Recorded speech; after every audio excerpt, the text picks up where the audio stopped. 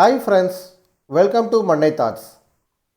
இந்த வீடியோவில் +2 மேத்தமேட்டிக்ஸில் சாப்டர் 10ல் அடிக்கடி கேட்குற 5 மார்க் கொஸ்டினை பற்றி தான் பார்க்க போகிறோம். ரொம்ப இம்பார்ட்டன்ட் கொஸ்டின். வாங்க வீடியோக்குள்ளே போகலாம். ஸோ அடிக்கடி கேட்குற கொஸ்டின் என்ன அப்படின்னு பார்த்தீங்கன்னா இந்த கொஸ்டின் தான். ஸோ கொஸ்டின் என்ன அப்படின்னு பார்த்தீங்கன்னா a tank contains 1000 liter of water in which 100 grams of salt is dissolved. ஒரு டேங்க் இருக்குது. ஸோ அந்த டேங்க்கில் 1000 லிட்டர் தண்ணி இருக்குது. ஸோ இது வரைக்கும் தண்ணி இருக்குன்னு கன்சிடர் பண்ணிக்கங்க. ஸோ 1000 லிட்டர் இருக்குது. ஸோ அந்த தண்ணியில் 100 கிராம் சால்ட்டு கரைஞ்சி இருக்குது. இந்த டேங்க்கில் எந்த விதமான மூவ்மெண்ட்டும் நடக்காதப்பே அந்த டேங்க்குள்ளார 1000 லிட்டர் தண்ணி இருக்குது. அந்த இருக்க 1000 லிட்டர் தண்ணியில் 100 கிராம் சால்ட்டு மிக்ஸ் ஆகிடுக்குது. ஸோ அதுக்கப்புறம் என்ன பண்ணுறாங்க அப்படின்னு பார்த்தீங்கன்னா பிரெயின் அப்படிங்கிற சொல்யூஷனை இந்த டேங்க்கில் உள்ளே இன்சர்ட் பண்ணுறாங்க. ஸோ எந்த ஸ்பீடில் இன்சர்ட் பண்ணுறாங்க அப்படின்னு பார்த்தீங்கன்னா ஒரு நிமிஷத்துக்கு 10 லிட்டர் அப்படிங்கிற ஸ்பீடில் இன்சர்ட் பண்ணுறாங்க. ஸோ ஒரு நிமிஷத்துக்கு 10 லிட்டர் அப்படிங்கிற ஸ்பீடில் இன்சர்ட் பண்ணுறாங்க. அப்படி அனுப்புகிற பிரெயின் சொல்யூஷனில் ஒரு லிட்டரில் 5 கிராம் சால்ட்டு மிக்ஸ் ஆகிடுக்குது. ஸோ இது உள்ளே அனுப்புறது. ஸோ இந்த டேங்க்கில் அந்த சொல்யூஷன் யூனிஃபார்மாக இருக்கணும் அப்படிங்கிறதுக்காக இந்த டேங்கை கண்டினியூஸாக மிக்ஸ் பண்ணிக்கிட்டே இருக்கிறாங்க. ஸோ அதுக்கப்புறம் இந்த டேங்க்கில் இருந்து 10 லிட்டர் வெளியே போகுது ஒரு நிமிஷத்துக்கு.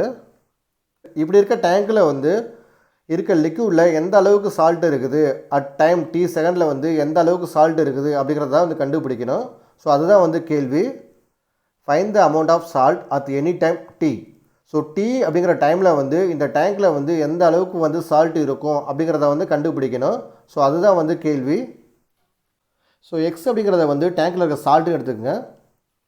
Let x equal to salt present in the tank. So x of t அப்படிங்கிறத என்னென்னு எடுத்துக்கிறீங்கன்னா salt present in the tank at time D. So time t அப்படிங்கிற நேரத்தில் அந்த டேங்க்கில் எந்த அளவுக்கு சால்ட் இருக்குது அப்படிங்கிறத எது ரெப்ரசன்ட் பண்ணணும் அப்படின்னு பார்த்தீங்கன்னா எக்ஸ் ஆஃப் டி அப்படிங்கிறத ரெப்ரசன்ட் பண்ணணும். இந்த டேங்க்கில் 10 லிட்டர் ஸ்பீடை ஒரு லிக்விடை உள்ளே அனுப்புகிறோம். ஸோ அதே 10 லிட்டர் ஸ்பீடில் ஒரு லிக்விடை வெளியே எடுக்கிறோம்.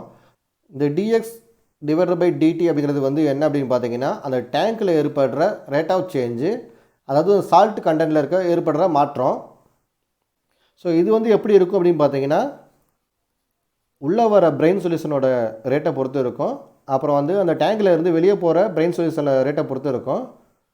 அதாவது inflow rate minus outflow rate. So inflow ரேட்டையும் அவுட்ஃப்ளோ ரேட்டையும் கண்டுபிடிச்சி இந்த ஈக்குவேஷன் சப்ஸ்டிட் பண்ணிங்கன்னா ஆல்மோஸ்ட் ஆன்சர் கிடச்சிரும்.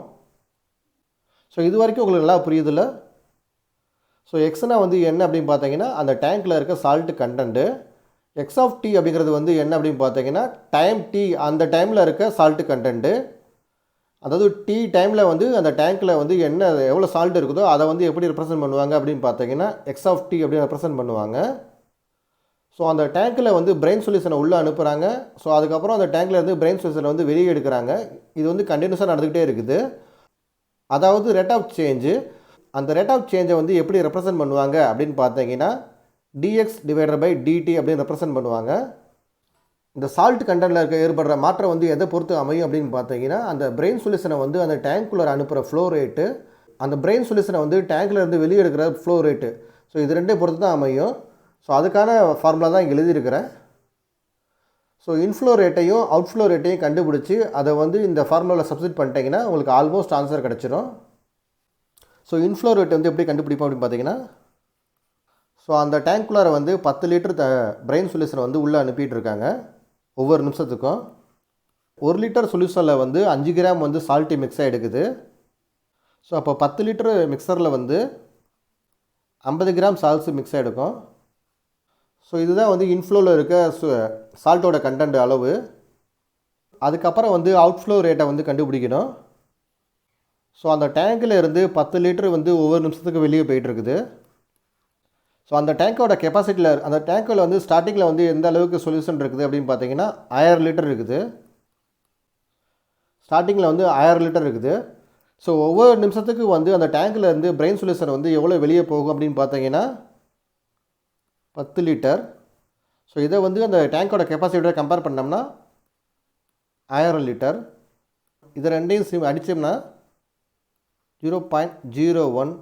ஸோ அளவு வந்து பிரெயின் சொல்யூஷன் வந்து ஒவ்வொரு நிமிஷத்துக்கும் வந்து அந்த டேங்கில் இருந்து வெளியே போகும். நமக்கு வந்து என்ன கண்டுபிடிக்கணும் அப்படின்னு பார்த்தீங்கன்னா அந்த அவுட்ஃப்ளோவில் ஆகிற பிரெயின் சொல்யூஷனில் வந்து எந்த அளவுக்கு சால்ட் இருக்குது அப்படின்னு கண்டுபிடிக்கணும். ஸோ அந்த டேங்கில் இருக்க மொத்த சால்ட்டோட அளவு வந்து என்ன அப்படின்னு பார்த்தீங்கன்னா எக்ஸு. ஸோ இது ஸ்டார்டிங்லேயே பார்த்துட்டோம். ஸோ நமக்கு வந்து வெளியே போகிற அளவு வந்து என்ன அப்படின்னு பார்த்தீங்கன்னா 0.01. ஸோ அதில் வந்து எந்த அளவுக்கு சால்ட் இருக்குது அப்படின்னு பார்த்தீங்கன்னா கண்டுபிடிச்ச 0.01 வந்து எக்ஸால் மல்டிப்ளை பண்ணிங்கன்னா அந்த ஒரு நிமிஷத்தில் வந்து அந்த டேங்கில் இருந்து இந்த அளவுக்கு சால்ட்டு வெளியே போகுது அப்படிங்கிறத வந்து கண்டுபிடிச்சிடலாம். அவுட்ஃப்ளோ ரேட் வந்து எப்படி கண்டுபிடிப்போம் அப்படின்னு பார்த்தீங்கன்னா டேங்க்லேருந்து வெளியே போகிற அளவு, டேங்க்லேருந்து 0.01 அளவு வந்து பிரெயின் சொல்யூஷன் வந்து ஒரு நிமிஷத்துக்கு வந்து வெளியே போகுது, மல்டிப்ளை அந்த டேங்க்கில் இருக்க மொத்த சால்ட்டோட அளவு. மொத்த சால்ட்டோட அளவு வந்து என்னென்னா எக்ஸு. ஸோ அவுட்ஃப்ளோ ரேட் வந்து இது ரெண்டையும் மல்டிப்ளை பண்ணனா கிடச்சிரும் 0.01 எக்ஸு. ஸோ இதுதான் வந்து இந்த டேங்க்கில் இருந்து வெளியே போகிற அவுட்ஃப்ளோ ரேட்டு, அதில் இருக்க சால்ட்டு கண்டென்ட்டு. இது ரெண்டு வேல்யூவும் எடுத்துகிட்டு போய்ட்டு இந்த இன்ஃப்ளோ ரேட்டையும் அவுட்ஃப்ளோ ரேட்டையும் எடுத்துகிட்டு போயிட்டு ஃபஸ்ட்டு கண்டுபிடிச்ச ஈக்குவேஷனில் வந்து சப்ஸ்டிட் பண்ணணும். ஸோ அந்த ஈக்குவேஷன் வந்து என்ன அப்படின்னு பார்த்தீங்கன்னா dx/dt equal to inflow rate minus outflow rate. So இன்ஃப்ளோவில் இருக்க சால்ட்டோட அளவு வந்து என்ன அப்படின்னு பார்த்தீங்கன்னா 50. ஸோ அவுட்ஃப்ளோவில் இருக்க சால்ட்டோட அளவு வந்து என்ன அப்படின்னு பார்த்தீங்கன்னா இங்கே கண்டுபிடிச்சிருக்கிறது மைனஸ் 0.01 எக்ஸ். இந்த வேல்யூவில் இருந்து 0.01 அப்படிங்கிற வேல்யூ வந்து வெளியே எடுக்கிறோம் காமனாக. So minus 0.01. ஸோ இங்கே இருக்க வேல்யூவில் இருந்து 0.01 வந்து காமனாக வெளியே எடுத்துட்டோம். மீதி வந்து என்ன இருக்கும் அப்படின்னு பார்த்தீங்கன்னா எக்ஸ் இருக்கும். இந்த 50லேருந்து மைனஸ் 0.01 வந்து வெளியே எடுத்துட்டோம்னா மீதி வந்து என்ன இருக்கும் அப்படின்னு பார்த்தீங்கன்னா 5000 இருக்கும். கண்டுபிடிச்சிருக்க வேல்யூவில் இருந்து எக்ஸில் இருக்க வேல்யூலாம் வந்து ஈக்குவேஷனுக்கு ஒரு சைடாக மூவ் பண்ணுறோம். மீதி இருக்க வேல்யூலாம் வந்து ஈக்குவேஷனுக்கு அடுத்த சைடில் மூவ் பண்ணுறோம். dx/. ஸோ இந்த சைடில் இருக்க எக்ஸோட வேல்யூ வந்து என்ன அப்படின்னு பார்த்தீங்கன்னா எக்ஸ் மைனஸ் 5000. அதை வந்து இங்கே மூவ் பண்ணுறோம். ஸோ மீதி வந்து என்ன இருக்குது அப்படின்னு பார்த்தீங்கன்னா மைனஸ் 0.01 இருக்குது. ஸோ இங்கே இருக்க டிடி வந்து இந்த சைடு மூவ் பண்ணோம்னா மல்டிப்ளையில் மூவ் ஆகும் dt. ஸோ அளவு தான் ஆல்மோஸ்ட் ஆன்சர் கிடச்சிருச்சு. ஸோ இப்போ கண்டுபிடிச்ச ஈக்குவேஷனை வந்து இன்டெக்ரல் பண்ணணும். ஸோ இன்டெக்ரல் பண்ணோம்னா வந்து என்ன கிடைக்கும் அப்படின்னு பார்த்தீங்கன்னா log ஆஃப் எக்ஸ் மைனஸ் 5000 அப்படின்னு லெஃப்ட் சைடில் கிடைக்கும். ரைட் சைடில் வந்து இந்த கான்ஸ்டன்ட் வந்து அப்படியே வந்துடும் மைனஸ் 0.01 இது வந்து அப்படியே வந்துடும். இந்த டிடியை வந்து இன்டெக்ரல் பண்ணோம்னா நமக்கு டி அப்படின்னு ஆன்சர் கிடைக்கும் plus log C log constant. வந்த ஆன்சரில் வந்து லாகை கேன்சல் பண்ணணும் ரெண்டு சைடும். ஸோ லாகை கேன்சல் பண்ணோம்னா எக்ஸ் மைனஸ் 5000 இங்கே கிடைக்கும். இந்த லாகை கேன்சல் பண்ணோம்னா சி கிடைக்கும். சி அப்படிங்கிறது வந்து கான்ஸ்டன்ட். ஸோ இதுக்கு வந்து லாகு கேன்சல் பண்ணணும். அதுக்கு வந்து என்ன பண்ணணும் அப்படின்னு பார்த்தீங்கன்னா இ பவர். ஸோ வந்த ஆன்சரை வந்து அப்படியே எழுதணும் மைனஸ் 0.01 டி. ஸோ இதில் வந்து எக்ஸோட வெளியை கண்டுபிடிக்கணும். ஸோ அதனால் 5000 வந்து ரைட் சைடில் மூவ் பண்ணிக்கிறோம். X equal to 5000 plus C E power minus 0.01 T. இந்த டேங்க்கில் வந்து எந்த விதமான இன்ஃப்ளோவும் கொடுக்கல அவுட்ஃப்ளோவும் கொடுக்கல. அதாவது ஸ்டார்டிங் டைமில் ஸ்டார்டிங் ஸ்டேஜில் வந்து எப்படி இருக்கும் அப்படின்னு பார்த்தீங்கன்னா டைம் வந்து 0வாக இருக்கும். ஸோ அந்த டைமில் வந்து எக்ஸோட வேல்யூ வந்து எப்படி இருந்துச்சு அப்படின்னு பார்த்தீங்கன்னா 100 கிராம் தான் வந்து அந்த டேங்கில் மிக்ஸ் ஆகிருந்துச்சு. ஸோ இது ரெண்டையும் வந்து அந்த வேல்யூவில் சப்ஸ்டிட் பண்ணுறோம் இந்த ஈக்குவேஷனில். ஸோ எக்ஸுக்கு பதிலாக வந்து 100 அப்படி சப்ஸ்டிட் பண்ணுறோம். இந்த 5000 அப்படியே வந்துடும். சி இ பவர் டிக்கு பதிலாக 0 அப்படின்னு சப்ஸ்டிட் பண்ணுறோம். 0.01 இன்ட்டு 0 தான் வரும். எந்த நம்பர் பவரில் 0 இருந்தாலும் வந்து ஆன்சர் வந்து 1ன்னு கிடைக்கும். ஸோ அந்த இ பவர் 0க்கு வந்து ஆன்சர் வந்து 1ன்னு கிடைக்கும். So 1 into C C. So இதில் வந்து சியை வந்து கண்டுபிடிக்கலாம். C equal to 100 minus 5000 C equal to minus 4900. சியோட வேல்யூ எடுத்துகிட்டு போயிட்டு இந்த ஈக்குவேஷனில் வந்து சப்ஸ்டிட் பண்ணணும். X equal to 5000 plus C E power minus 0.01 T. So இந்த ஈக்குவேஷனில் வந்து சியோட வேல்யூ வந்து சப்ஸ்டிட் பண்ணணும். எக்ஸ் ஈக்குவல் டு 5000, சிக்கு பதிலாக வந்து மைனஸ் 4900, ஸோ இ பவர் மைனஸ் 0.01 டி. ஸோ இந்த ஃபார்முலாவை யூஸ் பண்ணி தான் வந்து அந்த டேங்கில் இருக்க சால்ட் கண்டென்ட்டை வந்து எந்த டைமில் வேணுமா கண்டுபிடிக்க முடியும். ஸோ இதுதான் வந்து ஃபைனல் ஆன்சர். இந்த வீடியோ மூலிமா உங்களுக்கு வந்து இந்த கேள்வி நல்லா புரிஞ்சிருக்கும் அப்படின்னு நான் நம்புகிறேன்.